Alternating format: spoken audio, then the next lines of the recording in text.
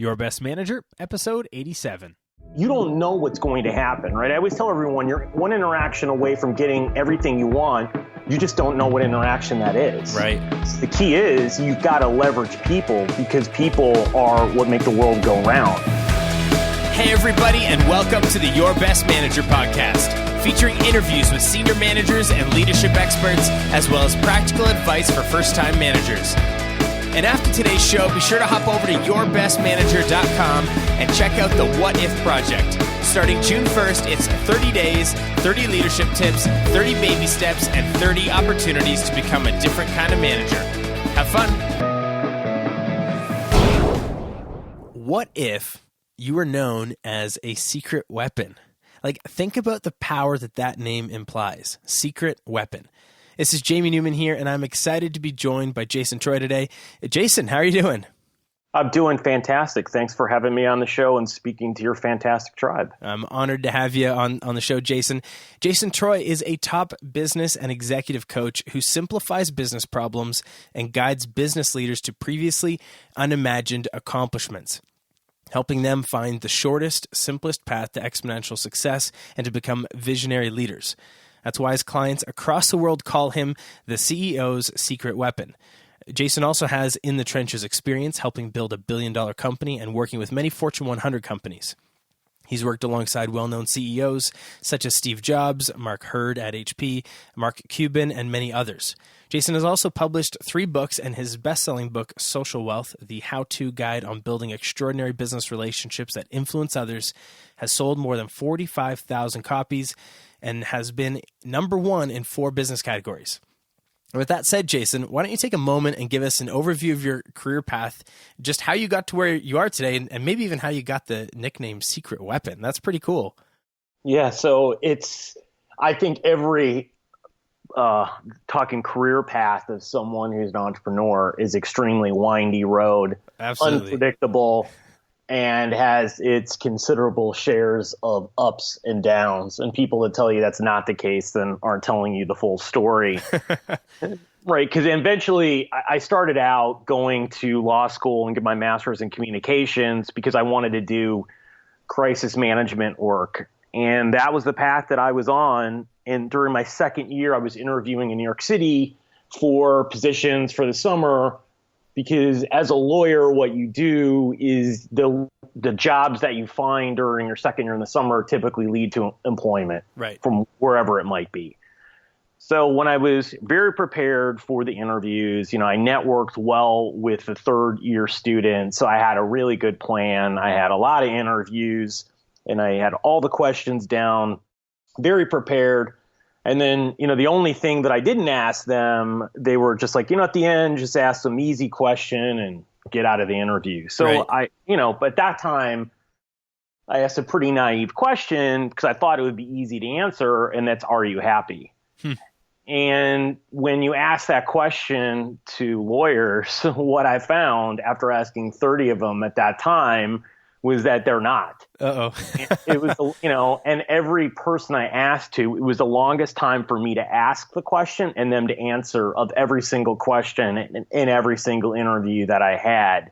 Wow. So when I was leaving, I didn't really notice it at first, but when you have that many things happen, your mind finds trends, right? And all of a sudden you ask yourself, okay, well, what makes me think that I can do what all the rest of these people can't do that are smart, talented, super successful. Yeah. And so I said to myself, this is probably something that I shouldn't do because I'm going to get myself into a crisis moment where I'm not going to be happy and I'm not going to be able to get myself out of it. And funny, in the last year, I've had several friends and other people that are exactly in that situation and have no idea how to get themselves out. And frankly, I don't think ever will. Wow. Because they can't give up the money.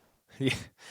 There is such a trap of success sometimes where it's like, well, what else can I do? I mean, when you think of it's funny to think about, but you get someone who's makes $100,000 and you get someone who makes $500,000 a year. the person who makes more money could be more in debt and could be more addicted to that success. Even though they have more money, they've got more buying power, and that additional buying power increases their lifestyle. And then you're right, they can't get out because, well, how do you sell the cottage? Well, what's the way, or how do you sell the boat? I don't want to give up the boat, you know? You have more to lose, right? What happens is that, they've done studies, and I saw one last on CNBC last year. The people who make $10 million spend at 10, 20, 20, 30, 30, 40, 40 and onwards. People do not, spend differently.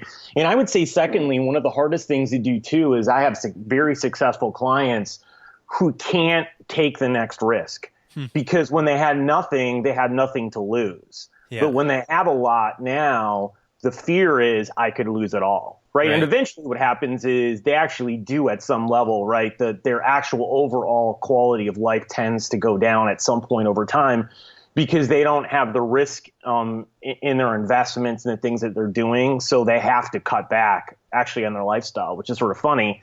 So that's pretty common. I think that's one of the biggest challenges for people at that point.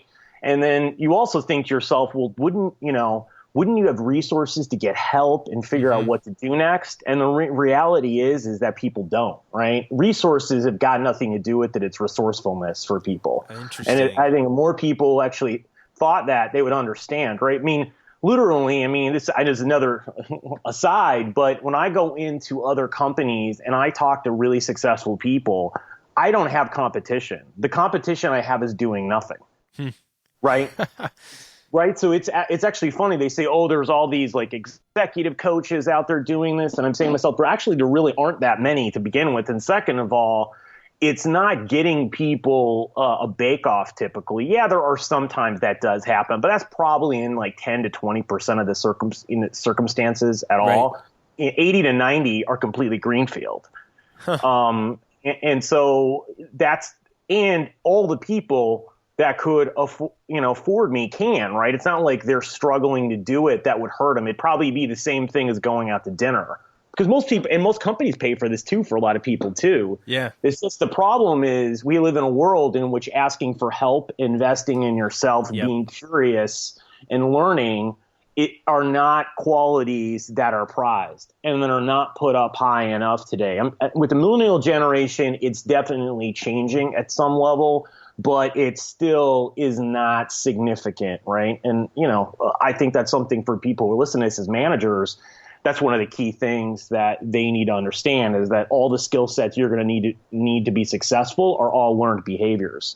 Absolutely. And that you don't have them today in your arsenal, and neither does any other manager. And that's why 90% of the managers out there, at least probably even more than that, are operating at a very low level, in my opinion, for the success that they could be having. But that's and I find it comes down to ultimately how important is the change you're looking for. And I find this really interesting within the corporate world. I mean, I've talked to a lot of people in my past job who wanted to get promoted, but they weren't willing to do the things it took to develop themselves because ultimately you're talking about some level of sacrifice, whether that's maybe sacrificing a weekend to learn. Maybe that's sacrificing an evening to learn. Maybe that's sacrificing your comfort zone to call somebody who might reject you or who you don't exactly know what to say. If you want to develop yourself, you need to step outside your comfort zone. That takes risk. And sometimes that involves spending money. And it's like, do I go out for a nice dinner or do I buy a course? Or do I go on vacation now when I know I can't afford it, or do I work a little bit harder right now so I can afford it in the future? Like there's a give and take when it comes to development, and I guess that's probably the biggest thing that holds people back is they don't want to get outside their comfort zone. Would you agree with that?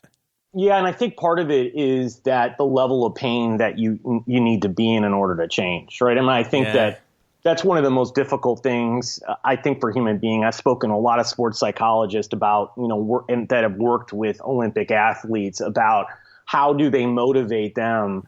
And they're like, I can't motivate someone who's not in enough pain, right?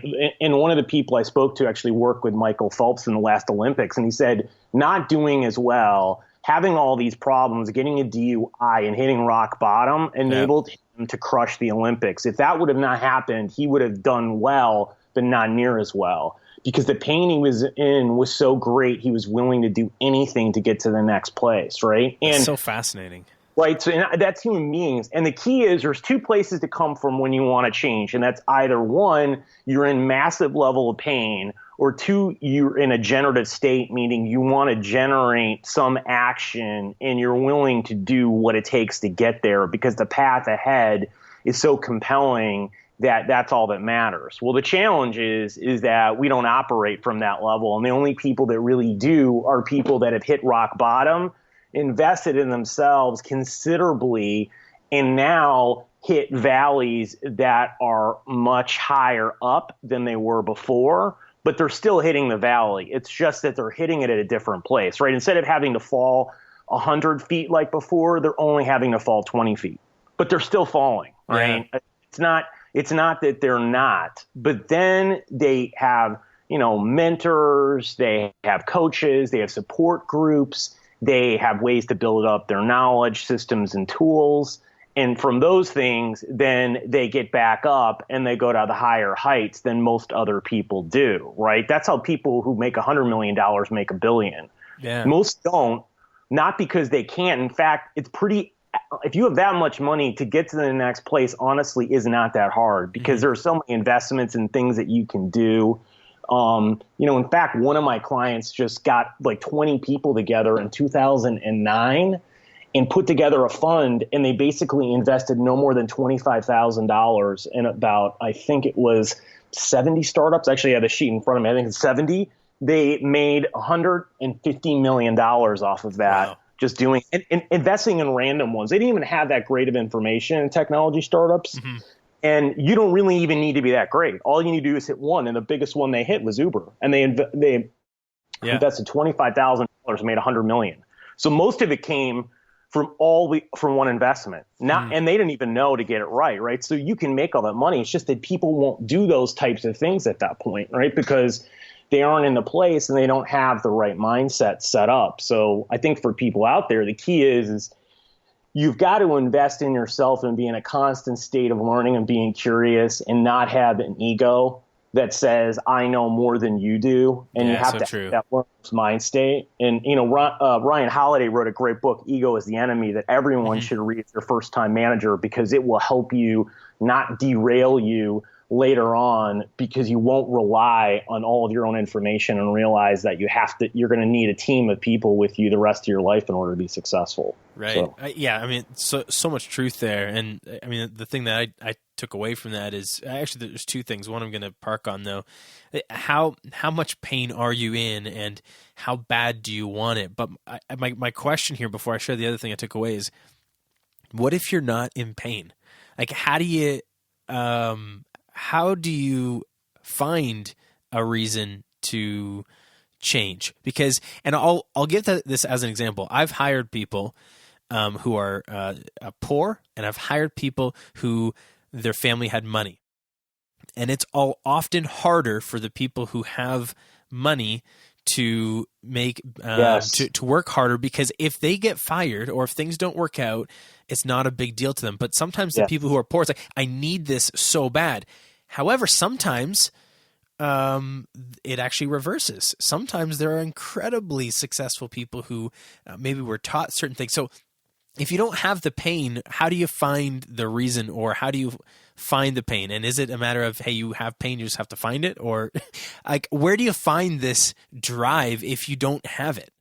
Well, I think there's two places that when you take a look at where people go to try to find success, right? One is in growth, which is more an internal standpoint, meaning that I want to do better. I want to get a better job. I want to be a better manager. I want to be a better leader. So you work really hard at it.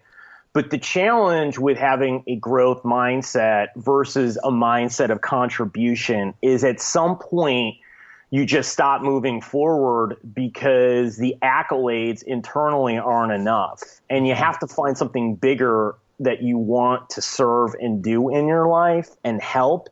And you have to where you can incorporate other people in that vision, right? For instance, I want to have the greatest team that, this company or this industry has ever seen. And so I am going to do everything to figure out how to be the best possible manager, because I want to enable each of my people on my team to be doing so well that they are known in the industry themselves, right? You have to have something, and it can't be yourself. Right. The focus has to be outside of yourself. And that's really the key place that people have. Because think about it this way.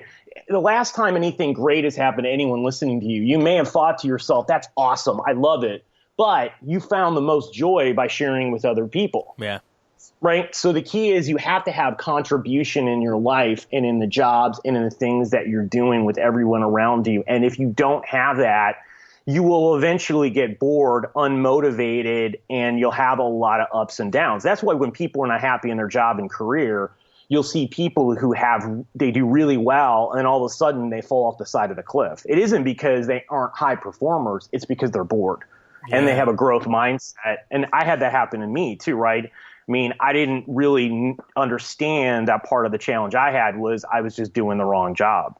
I just kept thinking if I worked harder, I would be able to do better. And that was for some point. But eventually you get to a point where you just become unmotivated because internal gratification can only get you so far. You have to have other people that you motivate, help, inspire, work together, and cast a much bigger vision of the things that you're doing. Yeah, you made me think. Right now, for the month of June, I've been running a little project called the What If Project, where essentially I've been going on Facebook Live every single day, sharing a tiny little tip under the premise of what if you just did one small thing to operate differently every single day. Think about the compound effect. But you just made me think. It's almost like looking at, hey, what if I do make those contributions? What if I do develop myself? But you could flip it back. It's like, what if I don't? Like, what if the next 10 years goes by and I am not more influential? What if I don't make an impact on other people? Like, that's scary. I mean, as you were saying, like, we've got a natural desire to contribute, to help people, to be influential. What if we don't? You know what? I think that's a big thing. I got an email today from a woman, and I wrote out something yesterday about sending my email list about going through pain and that eventually you'll get to the other side. Well, a woman asked me back today, well, what about motherhood? What if I never get to experience actually having a child? And I didn't get any more information, and I wrote back, a pretty lengthy response. But I thought to myself, that's one of the challenges, right? Because she's coming from a perspective of looking at, well, what if I don't, instead of flipping around and saying, how could I recreate motherhood? How could I create a story in which I was a mother to people, whether it's through adopting a child, helping kids that I know that are close to me in my life in somehow, or working with a charity, or doing all three, or other things, right? And I think that's the challenge with people who aren't thinking through, aren't taking the time to listen to tips and then figuring out how can I share it with other people. They create these stories that are self-limiting, right? And then they live in these small little bubbles. And for her, other people have been defining what she should be doing, and she's looked at it in this growth mindset. Like, what if I don't have a child, right? Instead of looking at how can I contribute to the world around me? And that one flip will change everything for her and will enable her to create great things in her life and touch people in a massive way. And if she doesn't, right, there are going to be a lot of people that could have used her help that will never get it. I think both ends of that spectrum are just so powerful to consider. But you want to land on that side of what can I do? Be solutions driven versus problem driven. Although you want to solve problems, but you understand where I'm going with that. The other thing that I want you to talk a little bit about, you had mentioned earlier when we were chatting, having resources isn't often enough. You need to be resourceful. And I'm wondering if maybe this has to do with the social wealth that you talk about. It's one thing to have a bunch of connections. It's another thing to be able to leverage them and to be able to actually build the right ones. So can you just talk a little bit more about that resources versus resourcefulness when it comes to your network? Yeah, because part of it is that people often have a lot of things in their network. But one, you have to ask for help when you need it. Two, but I think you've also got to put money in the bank before you do it. And the easiest way to do it is start introducing people to other people, right? So one of the things, for instance, like I'm starting up my own podcast show, and I've started interviewing people and doing in-person interviews in other cities outside of my own with executives and entrepreneurs. Mm-hmm. And one of the reasons is that I can give my clients better information because now I'm talking to people that are leading their fields in a variety of ways, and I can bring back that information, get more curious and bring it out. But also I can connect all these people together, right? So on Friday I sat down, and I mean, it took me a while to write them, but I wrote 5 letters introducing 2 different people together, right, over email. And I wrote extensive ones so they would have plenty of background on each other. And, that's the stuff that you need to do because one of those connections could create something pretty substantial. And I think that that's what people need to do it is that when you need to be connecting people because then you're the hub making it all happen and people will remember that, right? And then when you need help, they're going to be there to help you because they're going to remember that and do anything for you, right? And that stuff's all free. It doesn't cost you anything to do it, right? Yeah. But people don't do it, right? They just look at themselves and say, well, I don't have any resources here. I can't do this. I can't do that. Well, someone in your network can, and you can leverage them. One, you need to ask for the help, but 2, you need to invest in other people and help them. And the key is to doing it is just introducing them to someone else, which is, again, free. And you know what? Most people will find something meaningful that they could actually have a conversation about, and they'll walk away and they're saying, hey, it's great. And they may never talk to each other again. Mm-hmm. But there will be people that will do business deals. They'll become best friends, that'll run marathons, that may start a charity. You don't know what's going to happen, right? I always tell everyone you're one interaction away from getting everything you want. You just don't know what interaction that is. Right. So the key is you've got to leverage people because people are what make the world go round. It's not business. It's not money. It's your social capital that is the most important capital on this earth. And you need to manage that as you would your own reputation or anything else. So you just got to get out there and do that because I'm telling you, like I said before, most people I know that have a lot of money are living very poorly and that are living well under their capabilities. And so, I mean, again, most people that are making $100 or $200 million should be making $1 billion. And the only reason they aren't is because they're lazy and they don't want to get out there and actually do what we're talking about because they have all the resources at that point. They have to grow something 10x, which is simple from where they're at because there's so many investments and so many deals out there right now. I mean, hell, I know so many people are doing real estate deals in Dallas and it's exploding. Mm-hmm. If you had money and connections, it'd be impossible for you not to make money. But why aren't people doing it? It's because they're taking all the time and they're not giving and they don't know how to give, right? And they're not, and I think that's also another important part of this is that give to get someone else, but with boundaries, right? You don't let people take advantage of you. And easy way to do that again is just through, getting people together, trying to help them, volunteering, doing small things that don't necessarily expose yourself, but not that. And the other thing to do too is that I find is that the key thing in building relationships like this within a network is vulnerability. Mm-hmm. And I think that's one of the challenges for most people is be vulnerable, right? Everyone wants everyone to be vulnerable with them, but they don't want to be vulnerable, right? Yep. And I think first-time managers and early managers, and even later, it's being vulnerable, right? I have my clients all the time tell stories about their childhood or really tough times. And it's amazing how once they tell that story inside of a group, whether it's to an entire company or a team, the difference that makes is people start sharing with each other about everything that went on, and the team gets more tight-knit overnight. And they actually did a study by Arthur Aaron, who did a study, and they asked people 36 questions over 45 minutes, and he did it as a graduate study back in 1997. And 40% of the people that were coming out, and they were asking each other the questions back and forth, said that the person in front of them, they felt as close to them as the closest person in their life. Think of that, 40% of the people, and it was like 100 people that they did it with, and he's replicated the study dozens and dozens of times. So the thing about it is that if 45 minutes to create the closest relationship in your life, if people don't think it's worth it, then I think you need to really start looking at your time management skills, right? The same reality TV show you just watched, you could have just now created a best friend if you'd ask certain questions and do things in a different way. Well, right? That's not about resources. It's about resourcefulness. Yeah. So there's so much in there. First of all, you're not talking about anything super scary.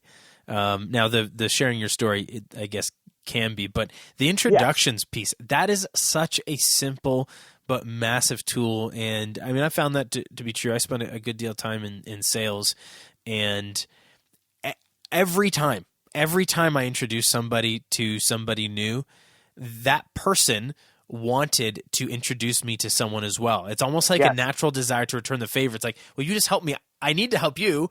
And I'm going to just reciprocate exactly what you did. So maybe you want to know this person. And so the exponential power of, and I mean, this isn't about going to a networking event and shaking hands. This is about simply sending an email sometimes, right? So that's all it is. And networking events don't work.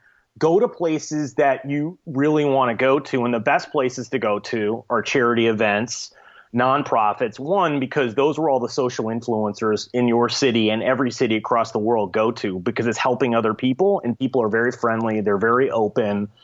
They're into giving. The other thing to do is do interest groups, because they're things you already like or want to try, like a running group, salsa dancing, book club, our club. I don't care what it is, right? I mean, it'd be a fishing club. I mean, because you're going to meet people that like to do what you already do. Therefore, you'll be more open and more engaged, and you'll talk to more people. And it's worth much more of your time to do that, because you're going to enrich your life significantly, not just because you'll be doing something you like, but you'll be meeting a lot more people. And meeting more people is what makes things much more enjoyable. I mean, there's very few people. There are some, but there are very few that would love to go sit on a mountaintop, and that is the best thing that they could ever do, right? And they would rather do that than anything else by themselves and forget and leave the world around behind. Of course, there are people, but it's very small. We all need other people. Belonging is in our DNA. And connection is the key in life. So you need to be getting out there and meeting people, and really building that up. And sure, it can be a little scary, but the upside is insane in what you can do in your lifetime and the opportunities. And the other thing is that you can help all these people. So what's happening is you are depriving the world of your greatness, and you are hurting people. So whenever I hear people say, I don't have the time to go somewhere, saying, oh, that's really selfish, and then people look at me saying, why? And I'm saying, do you not know how powerful and awesome that you are? And you're depriving the world of that. Yeah. And you'll be changing someone's life when you walk in that room. It's the problem is you're not getting the feedback from other people on the impact you're having. But I'm telling you, I know enough people, and I see this. It just takes one person's smile, talking to someone who's having a bad day, in extreme situations. It may have stopped them from literally killing themselves, because they may have thought they've been all alone when you walk into Starbucks and you say hi to someone next to you. That may have been a turning point in their entire life. You'll never know that because they'll never talk to you. But this happens all the time. It's just we live in a disconnected society where we're not aware of these things. So, I mean, that's the key from getting out there and leveraging your network and building resources and doing all this stuff. It's not just about what you're getting out of it. It's how you're impacting and helping other people. Yeah, and I love how you brought that up, because when you were talking earlier about how the millionaires and how they're actually so close to becoming billionaires, it's not about greed. It's about impact and influence and the opportunity to give back. And the way that you get there is through giving, but the reward you get is giving as well. And so there are certainly people who pursue wealth for entirely selfish motives, and completely agree. But there are people, and there can be a healthy desire to increase wealth when you are doing it for the opportunity to impact more people. Because I will tell you this, someone with $10 million has more power to impact somebody than someone with $20. That doesn't mean the $20 person can't make an impact.